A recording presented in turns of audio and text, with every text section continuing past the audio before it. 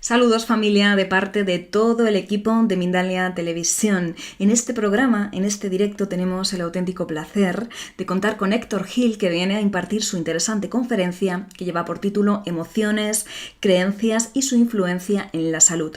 Nuestro invitado es naturópata, especialista en psicosomática integrativa y terapia transpersonal. Es director de la Escuela Integrativa, es profesor de la Escuela de Desarrollo Transpersonal. También publicó el libro Te perdono, me perdono, que vaya por la 4ª edición. Además, su especialidad es dar clases sobre el perdón y psicosomática. Ahora, en un ratito, vamos a estar con Héctor y con esta interesante conferencia, pero permíteme antes recordarte que Mindalia Viajes ya está cerrando esas últimas plazas para irnos a Egipto del 10 al 17 de febrero del 2019, de la mano del profesor Ricardo Bru. Como sabes, Ricardo Bru es uno de los mejores conocedores de los enigmas de las pirámides y demás monumentos del país de los faraones. Así que, si quieres venirte con nosotros a Egipto, no te lo pienses más. Mándanos un WhatsApp al siguiente teléfono, más 34, que es el prefijo de España, 644-720-234. Repito, más 34, 644-720-234. Y recuerda, últimas plazas, date prisa para ese viaje a Egipto del 10 al 17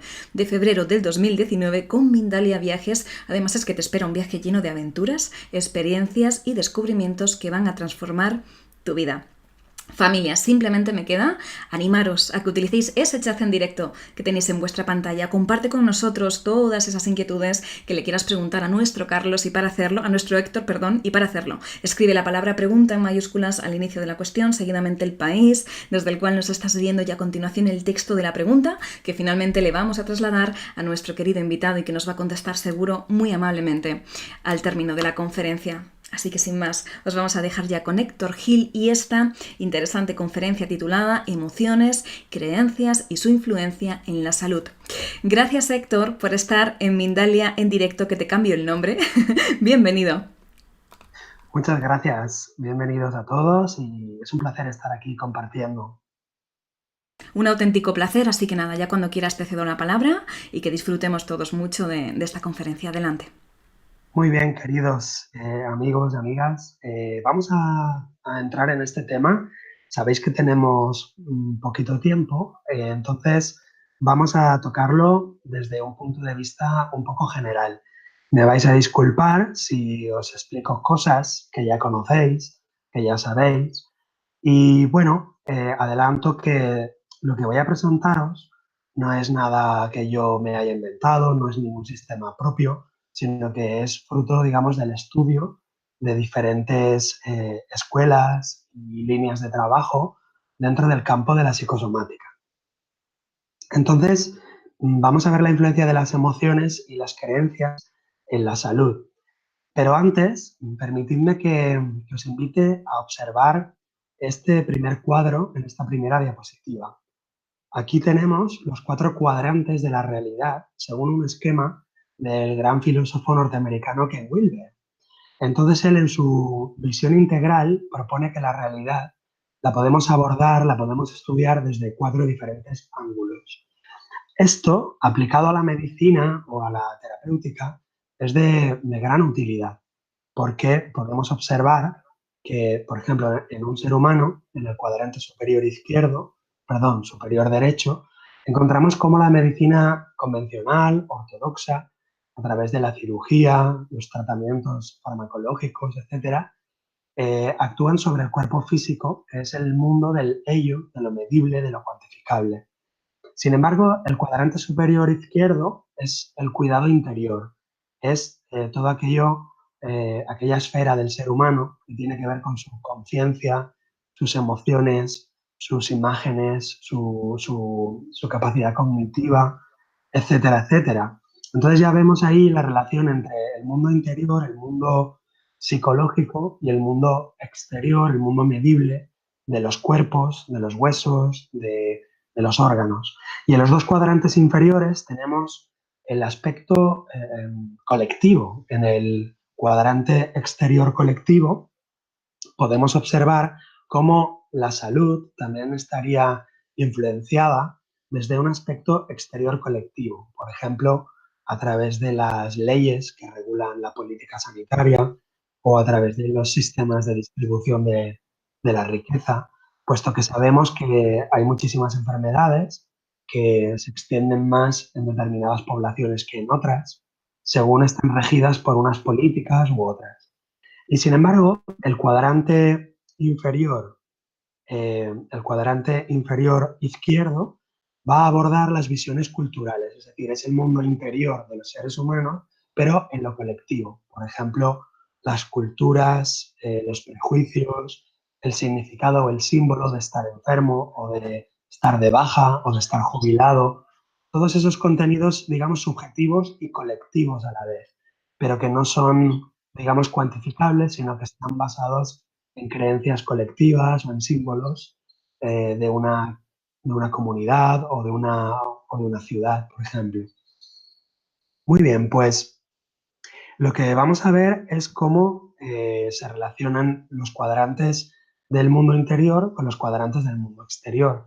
Y también quiero adelantar pues, que en esta visión integral de la medicina o de la terapéutica, en esta visión no se descarta ningún cuadrante, es decir, que el hecho de que vayamos a entrar ahora a ver qué conflictos emocionales generan qué enfermedades, eso no quita que haya unos factores externos, unos factores mecánicos, unos factores moleculares, sino que, como explica este gran filósofo, Ken Wilber, los cuatro factores están operando simultáneamente. Simplemente estamos en una época, en un siglo, el siglo XXI, donde la medicina convencional o la medicina ortodoxa está totalmente enfocada en un solo cuadrante de la realidad. Y no está equivocada desde ese punto de vista, simplemente que se deja fuera muchas veces los otros factores que influyen en la salud, en el cuerpo y en las emociones. Pasemos a la siguiente diapositiva. Y vamos a ver aquí un esquema muy sencillo. Este esquema pertenece a la escuela de la descodificación. Y ya os indico también que la psicosomática en realidad es una ciencia o un aspecto de la ciencia médica muy, muy antiguo. Las tribus, las civilizaciones antiguas conocían perfectamente, o por lo menos mucho, la influencia de las emociones y de las creencias en el cuerpo físico y en las enfermedades.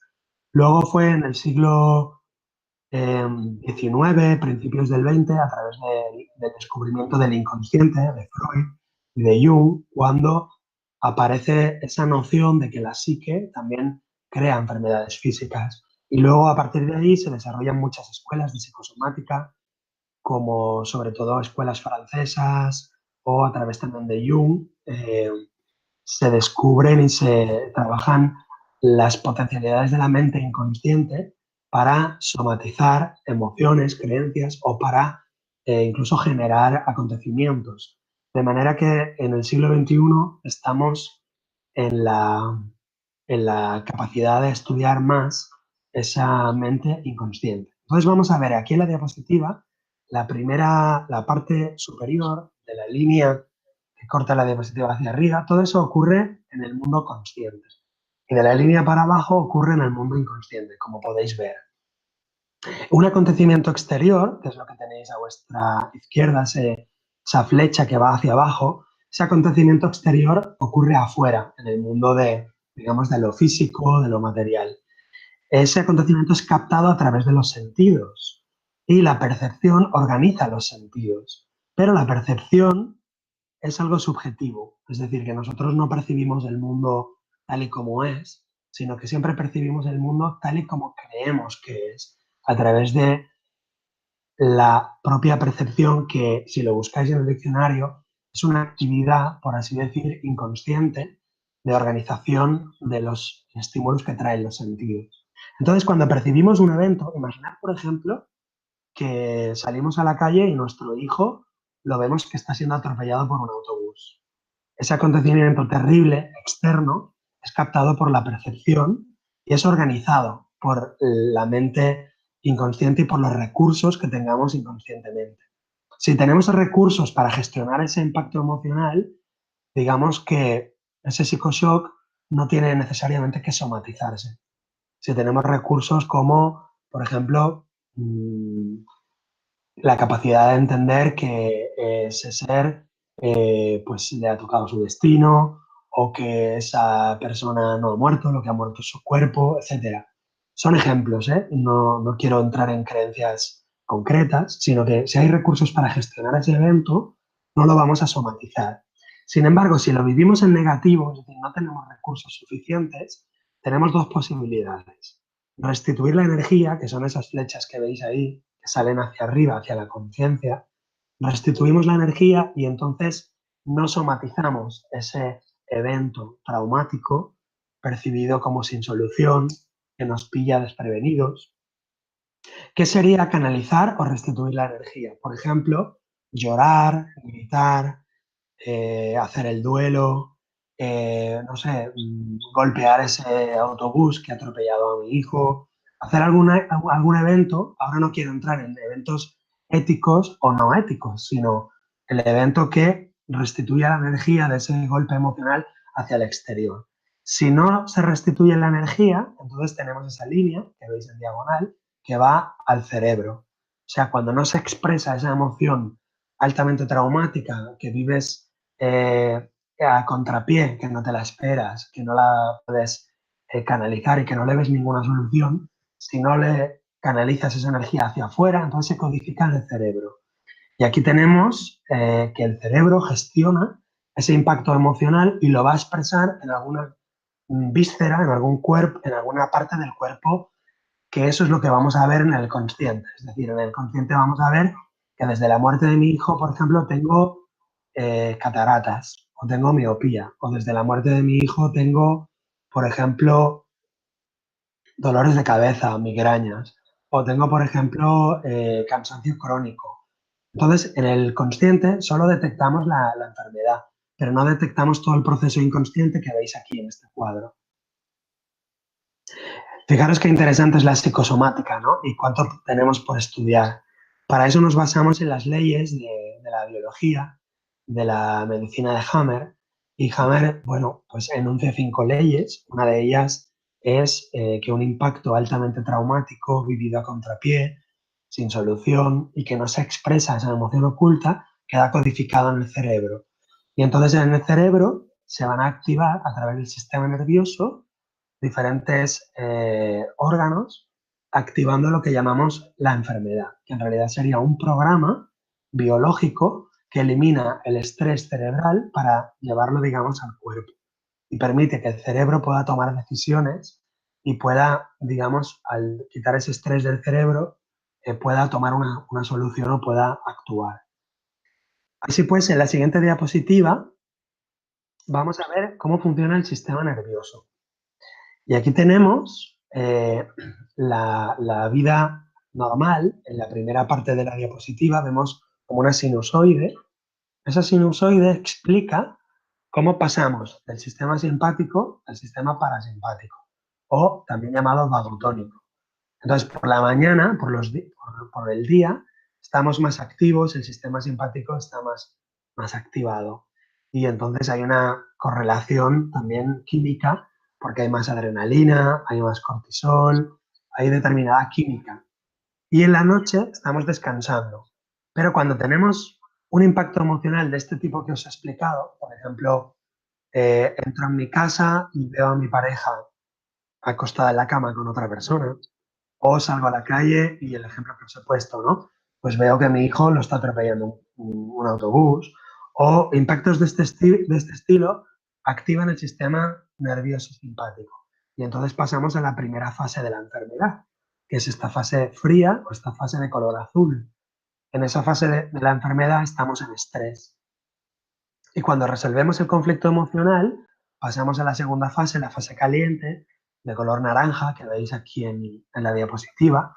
Y la fase de reparación o la fase de vagotonía lo que hace es restaurar los tejidos que en la fase de estrés han estado alterados.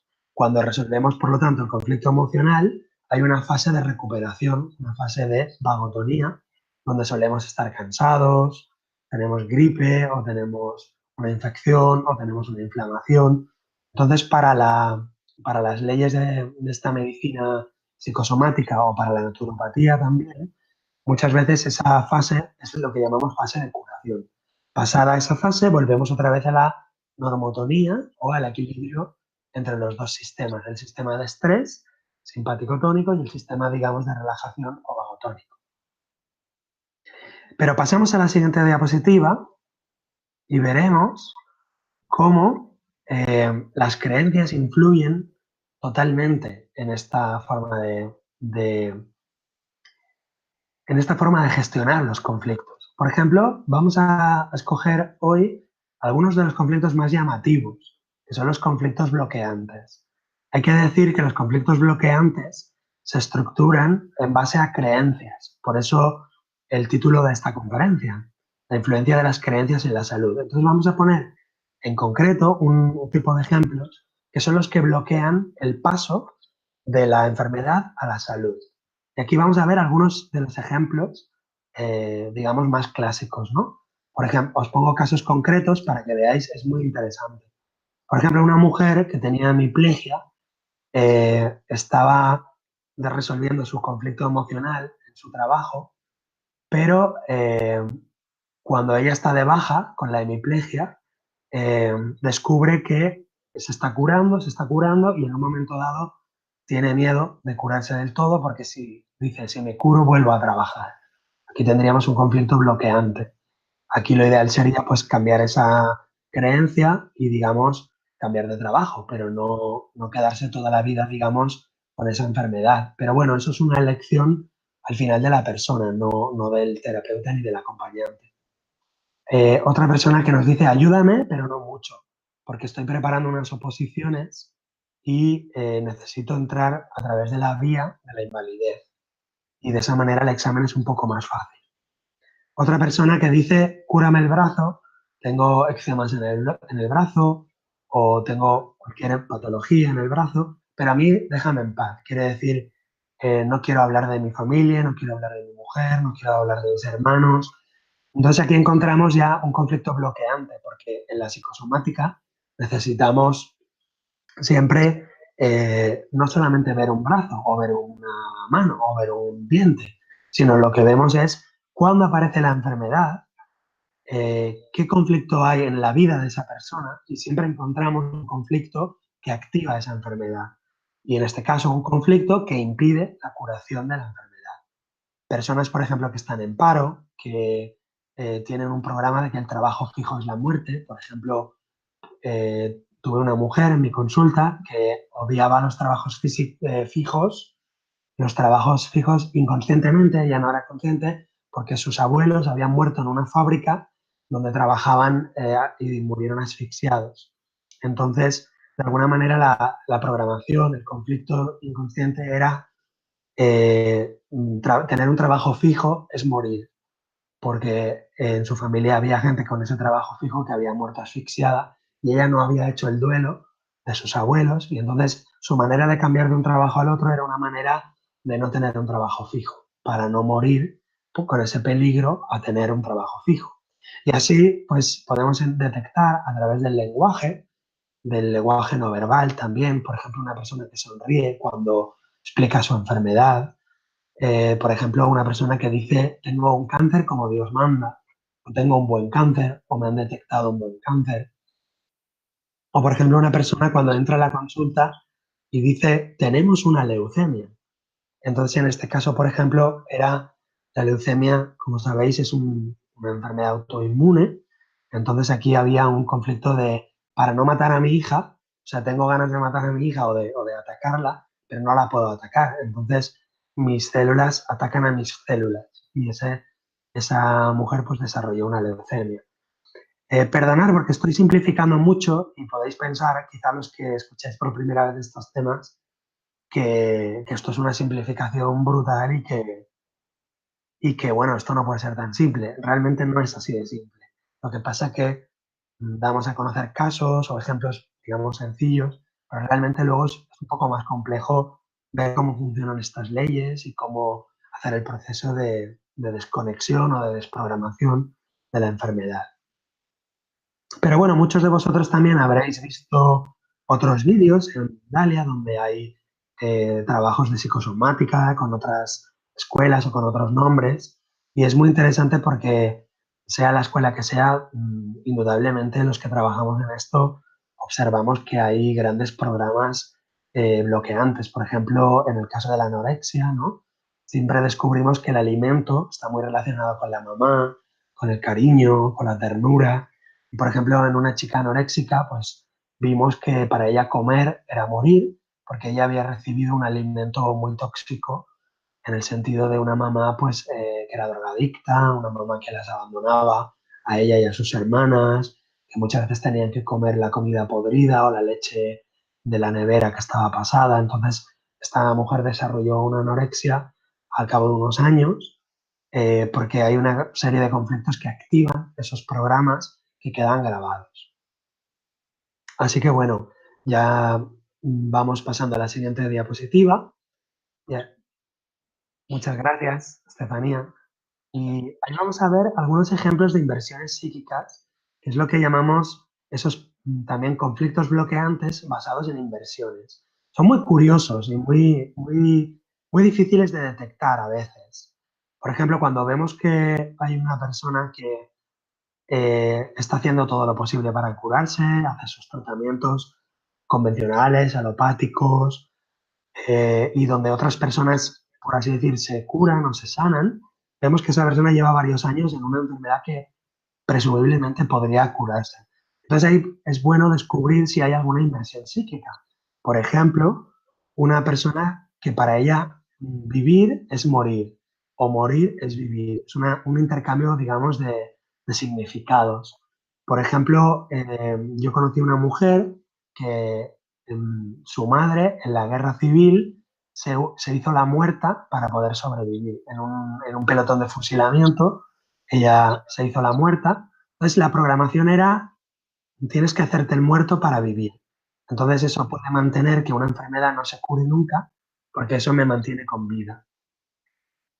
Otra inversión clásica, por ejemplo, el bien y el mal, ¿no? Cuando se intercambian estos conceptos dentro del inconsciente de una persona. Por ejemplo, que algo salga bien puede ser malo en esta familia. Por ejemplo, si sale bien, mi padre eh, tiene mucho dinero, ha salido bien el negocio, pero todos hemos perdido a papá porque papá se ha ido a trabajar afuera. Entonces, el bien es un mal, en este caso, y a veces el mal puede ser un bien. Por ejemplo, que me ataquen o que me peguen puede ser, digamos, la manera, digamos, de tener contacto con mi padre o con mi madre. Entonces, se invierte psíquicamente y entonces buscaré ese mal o ese bien de manera invertida. Y bueno, hay muchos casos, pero no los puedo explicar todos ahora. Ya los podéis ver luego en el vídeo que estará grabado, podéis leerlos en la diapositiva. Por ejemplo, otra inversión es, por ejemplo, uno mismo y otra persona, ¿no? Por ejemplo, la inversión de que yo no distingo entre mí, por ejemplo, y mi hermana enferma. Entonces yo me sacrifico por mi hermana o me sacrifico por mi madre. O por ejemplo, un ejemplo muy concreto que vimos el otro día en la consulta, donde una mujer está, digamos, haciendo un trabajo para sanar una enfermedad y en un momento dado se le pregunta si ella tiene permiso para estar sana. Se queda en silencio y dice, no entiendo la pregunta. Entonces le preguntamos, ¿tu mamá está enferma? Dice, sí. Desde siempre, dice, sí, mi madre desde siempre tiene una enfermedad grave. Dice, ¿y tú tienes derecho? Le preguntamos, ¿tú tienes derecho, tienes permiso para estar sana? Y se puso a llorar. Entonces, en esta consulta ella descubrió que ella mantiene su enfermedad inconscientemente porque está siendo fiel a su madre enferma. Entonces, ella no tiene derecho a estar sana porque su mamá está muy enferma. Entonces, estos programas son inconscientes. No quiere decir que ella voluntariamente esté enferma porque su mamá lo está, sino que su mente inconsciente tiene un programa de es mejor que esté enferma porque yo tengo que ser como tú, mamá, yo como tú. Y esto lo veremos en la siguiente diapositiva. Esto nos lleva a el proyecto sentido. Entonces vamos a ver El proyecto sentido es toda una memoria de programaciones, de creencias que se graban desde la concepción, el embarazo, el parto y la crianza y los siguientes 3 años de vida. O sea, todo ese periodo de tiempo, desde la concepción hasta los 3 años de vida, con el embarazo, el parto y todo, ahí se graban un montón de programas. Por ejemplo, vamos a poner un ejemplo, ¿no? Esto lo ha trabajado mucho pues, Lisa Bourbeau, lo ha trabajado Laura Goodman y muchísimos otros terapeutas y escuelas de psicosomática. Por ejemplo, imaginad que tenemos en la infancia una herida, por ejemplo, de las 5 heridas de la infancia, que veis aquí las iniciales. Traición, rabia, abandono, humillación, injusticia. Una de las 5 heridas la tenemos cuando somos muy pequeñitos, tenemos 2 o 3 años y somos abandonados, por ejemplo. Entonces, ese programa de abandono queda grabado en el inconsciente. Y luego cuando yo sea mayor y tenga mi pareja o tenga mis amigos y me dejen de lado, se activará ese programa de abandono. Con lo cual, las heridas de la infancia generan, digamos, un marco, digamos, de creencias que van a ser activadas más adelante. Con lo cual, las enfermedades no solo se activan por ese golpe emocional que hemos visto antes en la segunda diapositiva, o un shock altamente traumático que te pilla a contrapié, que no te lo esperas, que lo vives sin solución y que no lo expresas a nadie, sino que además de ese golpe emocional necesitamos un marco de creencias inconsciente para que eso sea vivido como un golpe emocional.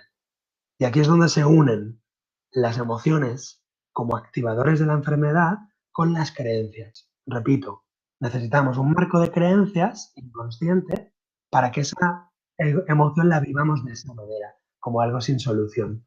Por ejemplo, una persona que tiene un marco de creencias, como por ejemplo yo no valgo o yo soy una persona abandonada, tiene ese marco inconsciente, cuando reciba un golpe emocional de, no sé, de ir a encontrarse con sus amigos y todos ya se han marchado y lo han dejado en tierra, esa persona lo vive como un golpe emocional altamente traumático de abandono porque ya tiene ese marco previo y ese marco donde se graba en el proyecto sentido y ahí recibimos marcos o creencias de hijos de reparación, hijos síntoma, hijos cenicienta, que tenemos que limpiar la porquería de la casa, niños de reemplazo, niños de sustitución, que no somos amados por nosotros mismos, sino que venimos a sustituir a un hermano que ha muerto, o parentalización, que es cuando un niño recibe la obligación de hacer de padre o hacer de madre de sus hermanos o de su madre,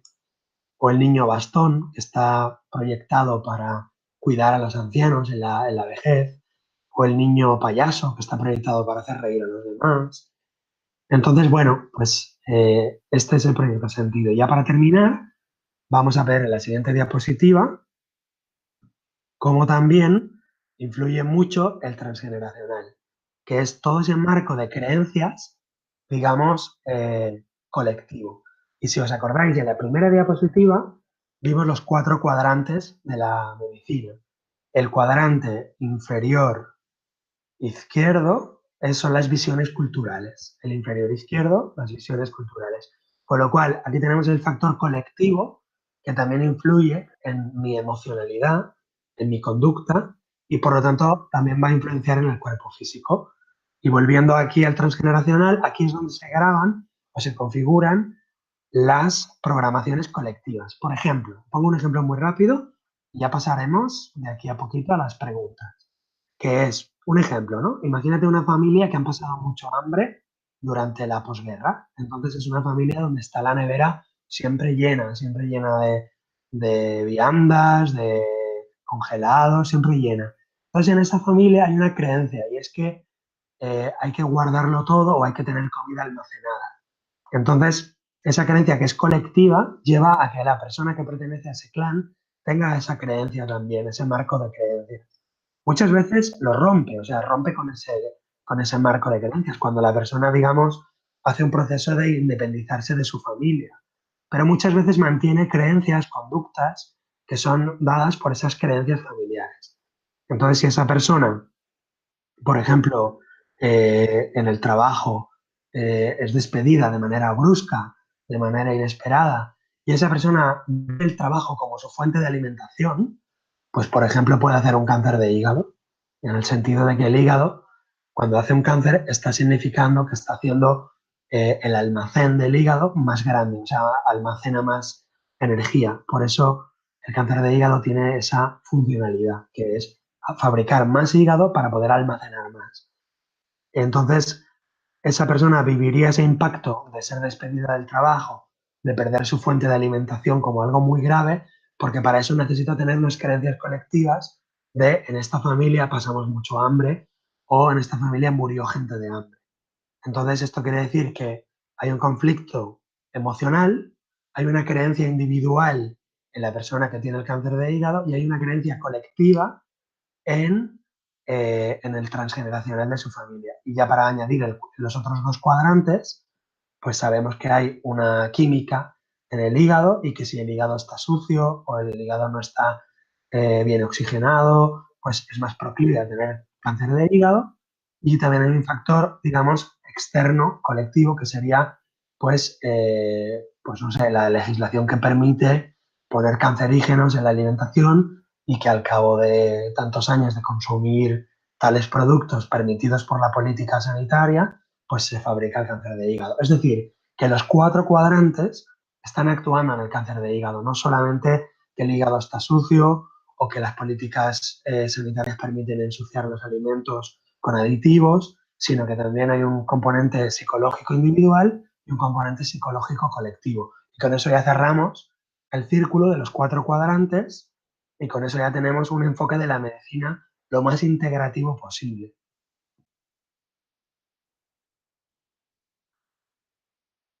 Y sí, y con eso, bueno, sí, perdón, Estefanía, añadir, perdón, sí, simplemente una cosa. Vale, pues simplemente para cerrar, si queréis, podemos ver la diapositiva siguiente, la del duelo bloqueado. Simplemente ya cerramos con esto, que es cómo resolver estos conflictos, porque la gente quizás se hace esta pregunta, o quizá vosotros queridos espectadores, os estaréis viendo en esta situación o os estaréis preguntando, bueno, ¿y cómo resuelvo esto de mi familia o esto de mi conflicto emocional? Bueno, pues generalmente hacemos un proceso terapéutico que es equivalente o similar a lo que llamamos el proceso del duelo, que lo estáis viendo en pantalla, que es pasar por estas fases de rabia, de negación, de espera, el trabajo, pasar por la tristeza, buscar una solución y luego, pues finalmente aceptar esa realidad, esa circunstancia. Y muchas veces haciendo este trabajo ayudamos a que la medicina convencional haga su trabajo de una manera mucho más efectiva, con lo cual nosotros no nos presentamos desde nuestro enfoque como una alternativa, sino como una complementariedad.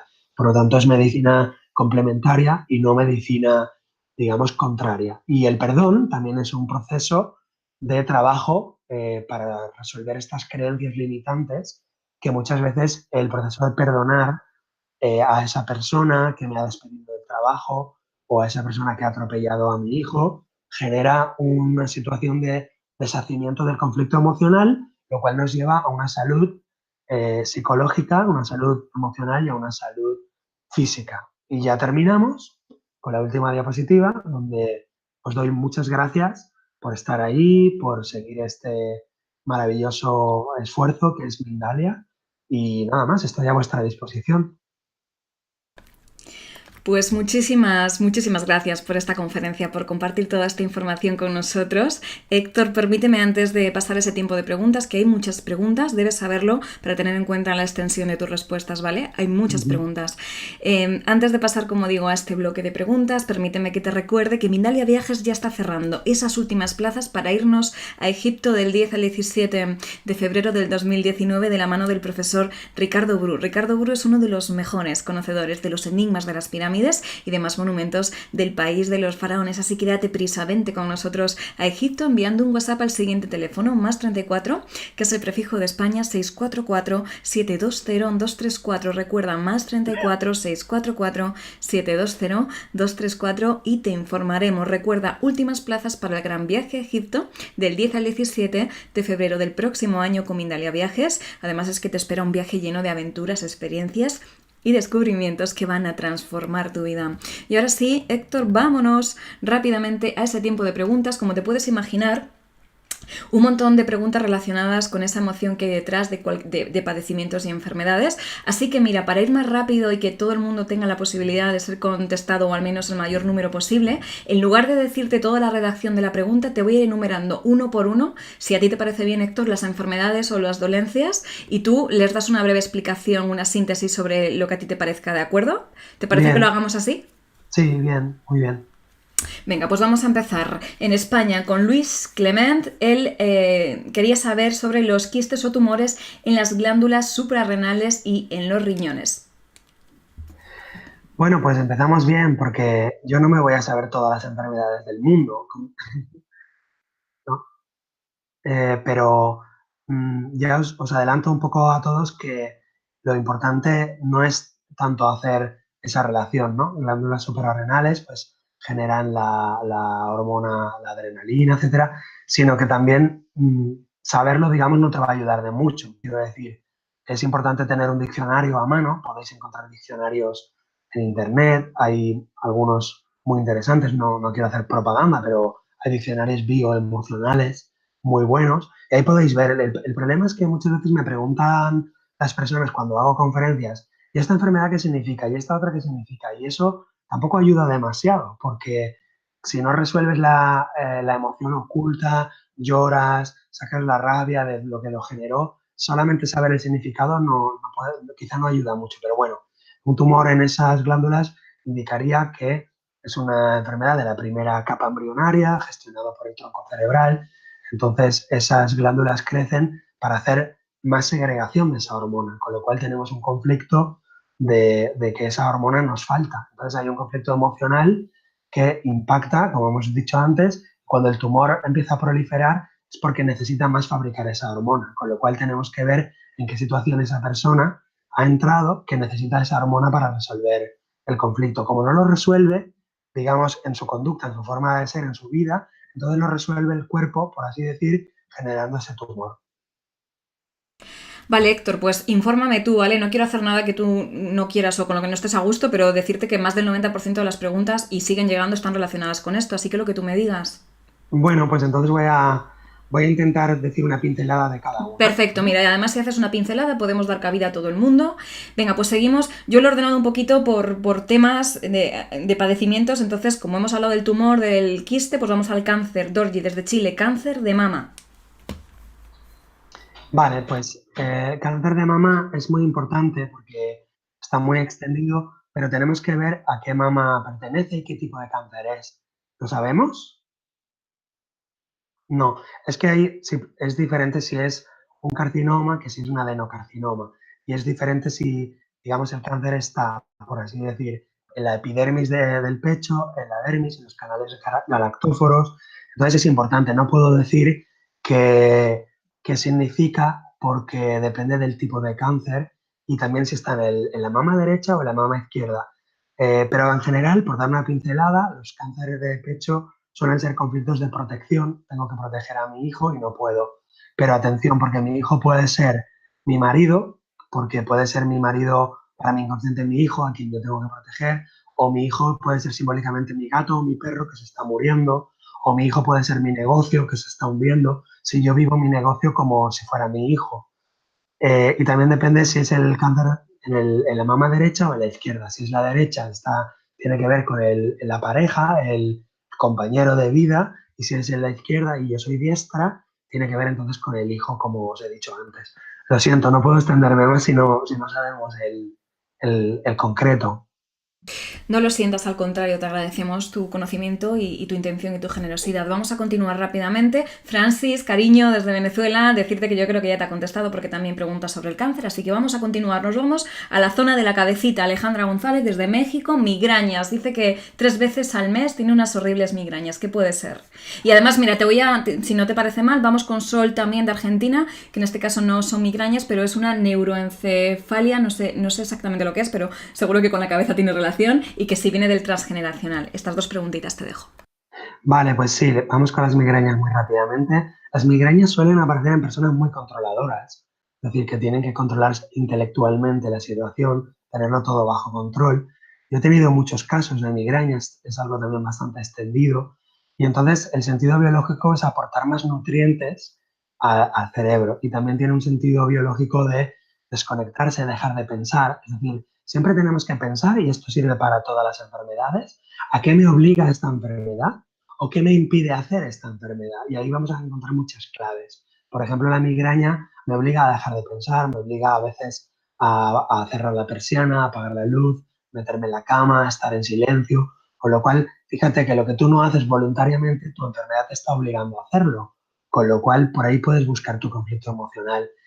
También la cabeza es papá, tiene el simbolismo de padre, pues puede ser un conflicto de desvalorización intelectual con respecto al padre o al jefe de equipo, o al maestro, al profesor.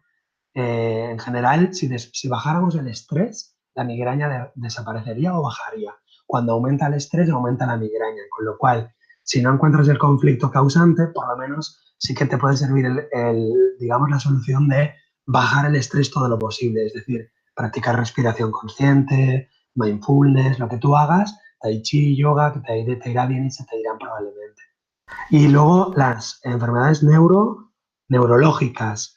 Hay un abanico muy grande. Las enfermedades neurológicas tienen que ver, por lo tanto, con el sistema nervioso, con el sistema neurológico y ya sabemos que las neuronas transmiten información, con lo cual aquí ya podemos imaginar que hay un conflicto de información. Pueden ser secretos, secretos familiares, conflictos de decir o no decir o de movimientos, digamos, contrarios. Necesitaría saber la enfermedad más concretamente, cuándo apareció, cuál es el marco, el escenario en donde aparece esa enfermedad. Pero para responder a su pregunta, que ella preguntaba si tenía algo que ver con el transgeneracional, pues bueno, es bastante probable, porque los secretos familiares, aquellos secretos o dramas que no se explican y que son, digamos, como se llevan dentro de una manera dolorosa, pero nadie los dice, suelen generar patologías neurodegenerativas o neurológicas, porque los nervios ya sabemos que transmiten la información. ¿Seguimos? Vamos a continuar con más preguntas. En este caso, nos tenemos que ir hasta... Bueno, mira, si te parece, vamos a intercalar también otro tipo de preguntas, porque todo el mundo tiene derecho también a que contestes alguna pregunta relacionada con algo de la conferencia que tú has mencionado y que tienen curiosidad. Mira, por ejemplo, la de Néstor y la de Lobo. Néstor Jesús Fernández desde México y Lobito Blanco desde Guatemala. Vamos con Néstor. Dice que una vez que descubres el origen y realizas el proceso de aceptación, perdón y liberación, ¿cuánto se tarda el proceso de curación de dicha manifestación? Ya somática, dice, y Lobito nos dice que desde tu experiencia, ¿cuál es la mejor manera de diagnosticar una enfermedad psicosomática y cómo nosotros podemos determinar si experimentamos una inversión psíquica? Bueno, demasiada información quizá, ¿no? Vamos Sí, con la primera y si necesitas que te la recuerde, me lo dices. sí, vamos por partes. Y bueno, perdonadme porque tenemos el tiempo muy limitado y tengo que dar unas pinceladas y a lo mejor me dejo cosas importantes fuera. Disculparme y ya de entrada os doy las gracias a todos por escuchar y por llamar y desde todo el mundo, ¿no? Vamos con la pregunta. ¿Cuánto tiempo se tarda? Si hemos resuelto el conflicto emocional verdaderamente a través del perdón o del duelo o lo que sea, la fase de recuperación suele ser proporcional a la fase de estrés. Es decir, lo que hemos visto en la diapositiva número 2, te la puedes ver luego con calma, tranquilamente. La fase de estrés, si dura 3 días, pues la fase de recuperación durará 3 días. Si la fase de estrés dura un mes, tú estás un mes súper preocupado por el trabajo, luego puedes estar un mes, digamos, con cansancio, con gripe, con fiebre. Entonces, en general son proporcionales las dos fases. Un poco por encima, ¿eh? Hay muchos más matices y más excepciones y todo, pero te puedo decir esto, amigo. Y luego la segunda pregunta, ¿cómo diagnosticamos una enfermedad psicosomática? Fíjate qué pregunta más interesante, porque nosotros no diagnosticamos, es decir, nosotros utilizamos el diagnóstico que nos trae la persona que le ha dado su médico, con el cual trabajamos en colaboración. El médico hace el diagnóstico, nosotros no. Nosotros lo que hacemos es un abordaje o un acompañamiento desde la psicosomática, pero el diagnóstico ya lo trae la persona. ¿Y cuál era la otra pregunta? Yo creo que más o menos has contestado un poquito por encima a las dos, así que si te parece, es que ya estamos súper fuera de tiempo en la recta final y tantas Ujú, preguntas quedan que se siente uno como, bueno, tú no tienes que ujú. pedir perdón porque lo estás haciendo genial y fenomenal, vamos, un aplauso para ti enorme. Vamos con, te he Gracias. juntado ahora algunas de las preguntas relacionadas un poco quizá con enfermedades más de la mente, ¿no? Lobito Ujú. Blanco, trastorno de ansiedad generalizada. Diana, desde Colombia, depresión del trastorno bipolar. Nuria, ideas paranoicas, un poco pues, cositas así. Yasmín desde Estados Unidos, cómo controlar su carácter. Muy bien, muchas gracias a todos, a todas, muchísimas gracias. Es un tema delicadísimo y voy a dar tres pinceladas muy rápidas. Enfermedades psiquiátricas nosotros no trabajamos, no nos metemos a trabajar con eso porque es un tema, digamos, muy delicado y sería necesario trabajar, digamos, codo a codo con el especialista y el psicosomático y es muy difícil, se necesitarían equipos, digamos, de medicina complementaria, holística, trabajando codo a codo todos los días con la misma persona y esos equipos, desgraciadamente, no existen en casi ningún sitio. La- Sí, una cosita más. La depresión, pues evidentemente, como digo, si es una depresión, digamos, psiquiátrica, por así decir, fuerte, profunda, grave, entonces, y hay una medicación y todo, no la vamos a trabajar, no vamos a entrar en ello.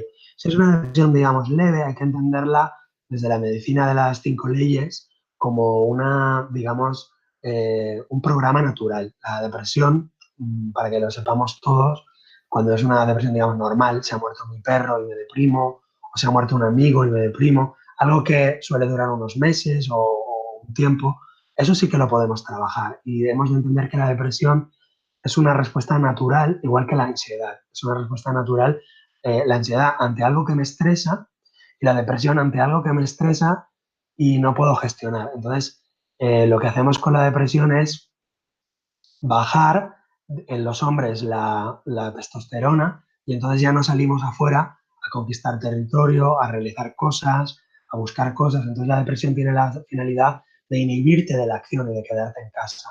Con lo cual la depresión tiene un significado y es un programa inteligente y biológico. Ahora bien, ¿cuál es el problema? Que si se prolonga mucho en el tiempo, tanto la ansiedad como la depresión, entonces hay que buscar las causas y tratar de resolverlas a través de un proceso de duelo o a través de un proceso de perdón. Y ahora sí, si quieres, Estefanía, pasamos a la siguiente. Bueno, me están diciendo por aquí por el chat que no es justo que ignore las preguntas y yo es que ya no sé cómo hacer para intentar que todo el mundo tenga cabida, así que espero, llamo a la comprensión de la gente que intento hacer todo lo que puedo de verdad. Si te parece, mira, casi que en el tiempo que estamos tendría que ir con la última pregunta y como quiero satisfacer a más personas, ¿te parece que vaya mencionando dolencia y que digas una o dos palabras, así como una conexión que te venga sin dar una respuesta demasiado detallada o es imposible? Bueno, vamos a intentarlo, Vamos va, a como un intentarlo, juego, ven. ¿no? Como un juego, Como, como un exactamente. juego, Venga, vamos. vamos. Dolor de espalda, dolor de rodilla. Dolor de rodilla es conflicto de sumisión, de sometimiento. Dolor de espalda hay que ver si es la vértebra, qué vértebra es, pero en general son los pilares de mi vida, la espalda, la columna. Seguimos. Los riñones, afecciones en los riñones. Los riñones hay que ver, como decíamos antes, si era suprarrenales, si es en los canales colectores del riñón, pero los riñones sirven para gestionar los líquidos en el cuerpo. Entonces es un conflicto de referentes, de líquidos, de alcoholismo, de dinero, de liquidez. Bruxismo y vértigos. Bruxismo, las mandíbulas se mueven por las noches, estamos velando a un muerto, alguien que ha muerto y no hemos velado, o una violencia reprimida desde hace tiempo y no la podemos expresar durante el día, no tenemos permiso. Por la noche expresamos esa violencia con los dientes. Y vértigo, vértigo es miedo al futuro. Sistema respiratorio. Sistema respiratorio, hay que ver si están afectados los alveolos o los bronquios. Los alveolos son un conflicto de supervivencia, necesito más aire para respirar, me muero sin esa persona, me muero sin esa música, me muero sin poder tocar el piano, alveolos, o si es un conflicto de los bronquios, que es un conflicto de territorio. No puedo respirar en esta casa, no puedo respirar en esta oficina, me ahogo en este contexto, en esta relación, en este territorio. Prolapso. Prolapso, no lo había oído nunca. A mí me suena que es como un deterioro de un órgano interno o un deterioro, una caída o una falta de funcionamiento, pero es que tampoco estoy segura, no tengo tanto conocimiento sobre estas cosas. Si No. quiere, es precisamente la persona que antes decía que quería que su pregunta saliese, así que si tiene a bien explicarlo un poquito más, pues lo intentamos y si no, continuamos. De todas maneras, vamos a continuar. Sí, vamos a continuar, sí. Vale, caída de cabello.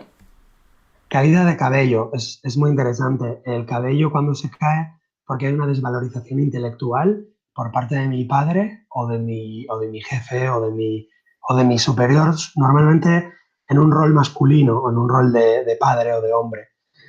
Y, y a veces es muy sutil, ¿eh? Porque la desvalorización puede ser, por ejemplo, no tienen en cuenta mis ideas. Lo que yo pienso no sirve para nada. Nunca me ha dicho mi padre que está orgulloso de mí por cómo pienso. Algo así. Más cositas, artritis reumatoide. Bueno, la artritis es una inflamación, todas las itis son inflamaciones y todas las inflamaciones tienen que ver con rabia reprimida, con ira reprimida, no expresada. Son conflictos de la tercera etapa embrionaria, conflictos de desvalorización y en este caso la artritis reumatoide, pues bueno, hay que ver en qué parte del cuerpo aparece, si es en las manos, conflicto laboral, me desvalorizo en mi trabajo, por ejemplo, una mujer que tiene artritis reumatoide en las manos, en los dedos, se desvaloriza porque no conoce la informática, ella es de la vieja escuela, sabe escribir a máquina, pero no al ordenador, es un ejemplo. Y trombosis en las piernas. Bueno, pues la trombosis son los trombocitos, tendríamos que mirarlo en concreto, pero bueno, la sangre es un conflicto de la familia y las piernas son la mamá, entonces la trombosis son trombocitos que eh, digamos, obturan el fluido natural de la sangre, con lo cual hay que ver dónde aparecen, en qué parte de las piernas, cuándo aparecen. En general es un conflicto con la familia, quizá con la mamá, de desvalorización y de impotencia. Vale, lo que nos preguntaba la chica, o sea, lo que nos preguntó que no sabíamos muy bien tú y yo es el descenso de órganos, vejiga, útero, etcétera, después del parto. Bueno, eso habría que verlo con más calma, habría que ver qué órganos, cómo es ese descenso en general. Fíjate que ya están indicando que algo está fuera de lugar. Entonces, cuando hay un parto y hay un movimiento de órganos, quiere decir que hay algo fuera de lugar. Probablemente en la casa, en la familia, hay algo que está descolocado y el cuerpo lo único que hace es responder, digamos, en lo material, esa falta de orden en lo psicológico. Antes hablabas de que no te querías meter mucho en enfermedades de la mente, pero mira, ya para. Yo creo que me queda por ahí el TOC, que mencionaba alguien, y la bulimia, que también tiene en relación con la mente. No sé si puedes dar alguna pinceladita. Oye, eres un crack, ¿eh? Permíteme que te lo diga, pero eres un crack. Muy amable.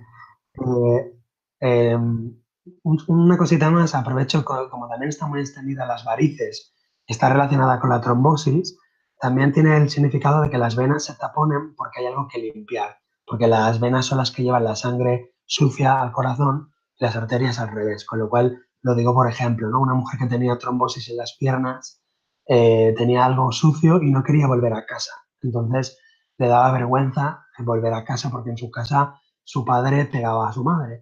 Entonces, la trombosis que hizo en las piernas, me estoy acordando que ella vivía ese ambiente en su casa como algo sucio y no quería volver a su casa. Entonces, los trombos impiden que la sangre sucia vuelva al corazón.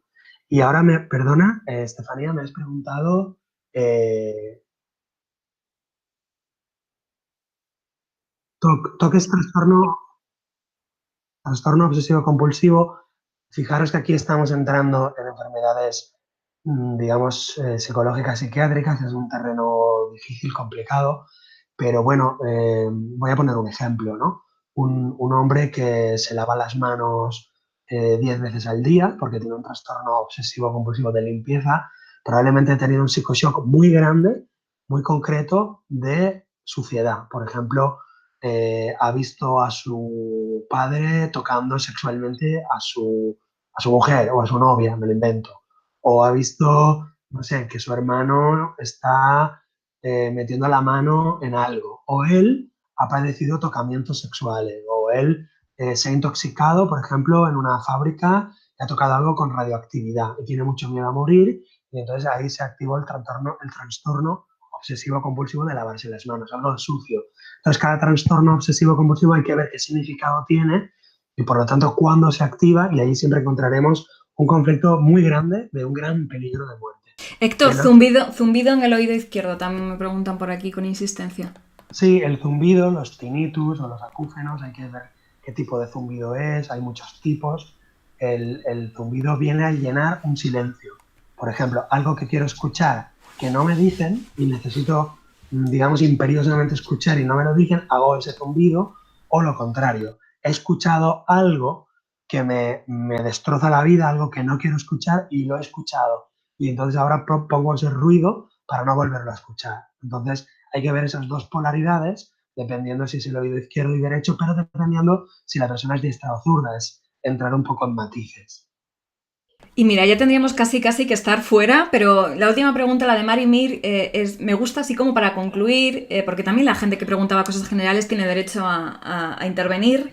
Y normalmente cuando se pregunta por salud esto es una cantidad de preguntas que necesitaríamos 3 horas o 3 días para contestarlas a todas. Marimir decía, si todo síntoma, ahí me estoy escuchando con retorno, si todo síntoma es por falta de conciencia, ¿cuál es la vía para hacerse consciente? Muy breve, porfa, muy breve.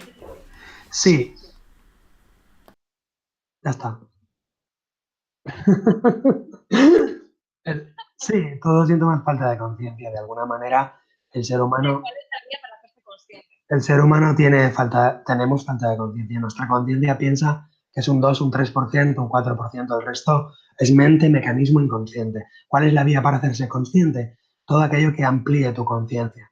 Estudiar, meditar, trabajar, descubrirte, hacer psicoterapia, estudiar filosofía, estudiar todo aquello que tu conciencia haga que se vaya expandiendo. Te aviso que es un camino de autoconocimiento lleno de aventura, lleno, por lo tanto, de peligros, de maravillas, de regalos y de secretos. Pues lo dejamos aquí. Muchísimas gracias. Me pareces un auténtico fenómeno por la capacidad que has tenido para contestar a tantas preguntas de una manera tan concisa. Muchísimas gracias. Déjame decir antes de terminar que si quieres ayudar al mundo, a través de Mindalia voy a pedirte pequeños gestos que van a suponer un gran bien para muchas personas. Dale un me gusta a este vídeo, déjanos justo debajo del mismo un comentario de vibración positiva. Debes saber que haciéndolo colaboras con Mindalia, que sí, pero también con la humanidad, porque consigues que estos vídeos lleguen a muchas más personas en todo el mundo, a distintos lugares del mundo, Héctor, como los que te han acompañado: España, Ecuador, Chile, Argentina, Estados Unidos, México, Guatemala, Colombia, Venezuela, Uruguay y Grecia, entre otros lugares. Ahora unos segunditos para ti, para que puedas despedirte. Perdona la velocidad, pero es que el tiempo está encima.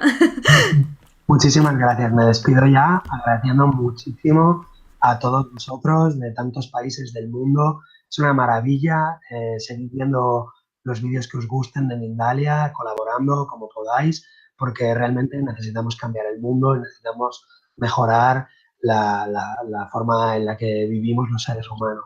Y aquellos que tengáis más interés en formaros, os propongo que entréis en nuestra página web de mi escuela de psicosomática, que es escuela-integrativa.com, y tenemos ahora mismo un curso de psicosomática integrativa abierto, en el cual te puedes apuntar, otro del perdón, te perdono, me perdono, y otro del transgeneracional y el proyecto sentido. Son cursos para todos los públicos, pero bueno, lo puedes hacer desde tu casa, hay clases grabadas, hay vídeos, bueno, estáis invitados todos. Y muchísimas gracias otra vez a Estefanía y a todo el equipo de Mindalia.